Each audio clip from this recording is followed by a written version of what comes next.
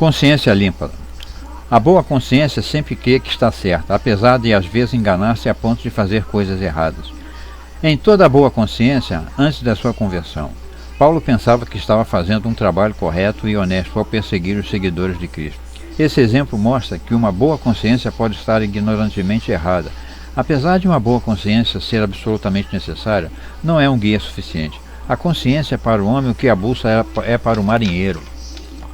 Dá a ele um senso de direção moral. Se guiarmos nossa vida somente pela consciência, não estamos mais seguros que um piloto no oceano somente com uma bússola. O piloto deve também ter um mapa onde estejam marcadas as costas, rochas, posições de faróis e as rotas, as sondas, os lugares rasos do oceano, os portos, etc. A pessoa mais conscienciosa, mas sem um mapa, perderá o caminho.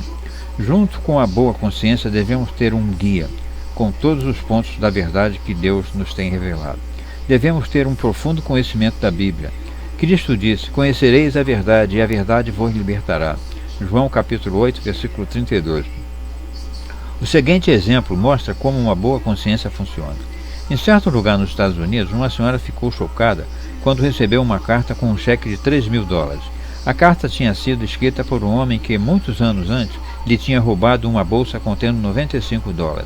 Ele explicou: 20 anos atrás, em uma tarde de verão, roubei a bolsa. Prometi a Deus que faria a restituição. E de acordo com a Bíblia, quando qualquer roubo deve ser devolvido quadruplicamente. Desculpe-me qualquer inconveniência que causei a você e sua família.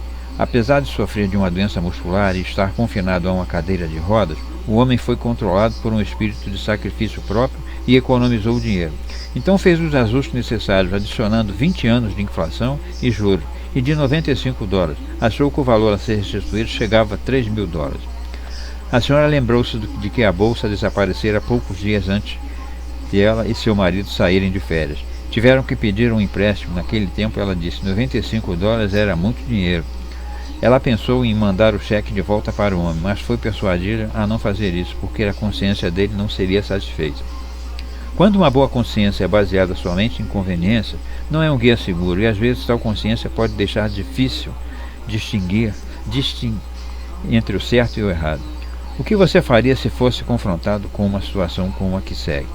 Uma senhora, vamos chamá-la de Mary, casou-se com um avarento, vamos chamá-lo de Mike, que tinha suas esquisitices. Apesar de ganhar bom salário, insistia em cortar os gastos tanto quanto possível. Assim viviam sem prazeres ou mesmo sem suprir certas necessidades, porque uma percentagem de sua renda tinha que ir para debaixo do colchão. Ele não tinha confiança nos bancos. Na idade de 60 anos, foi acometido por uma doença e compreendeu que seu fim não estava longe. Pouco antes de sua morte, Mike fez a Mary prometer que o dinheiro que tinha escondido seria posto no esquife. Talvez ele pensasse que poderia comprar uma passagem para o céu. Embora seu pedido fosse louco, ele assegurou-lhe, na presença dos irmãos dele, que faria como ele tinha pedido. Ela pegou o dinheiro, mais de $20.000, e o depositou no banco. Poucos dias depois, Mike morreu. O que fazer agora? Ela era conhecida como uma mulher de palavra. Pois bem, preencheu um cheque e o colocou no caixão. Você provavelmente faria o mesmo, e eu também.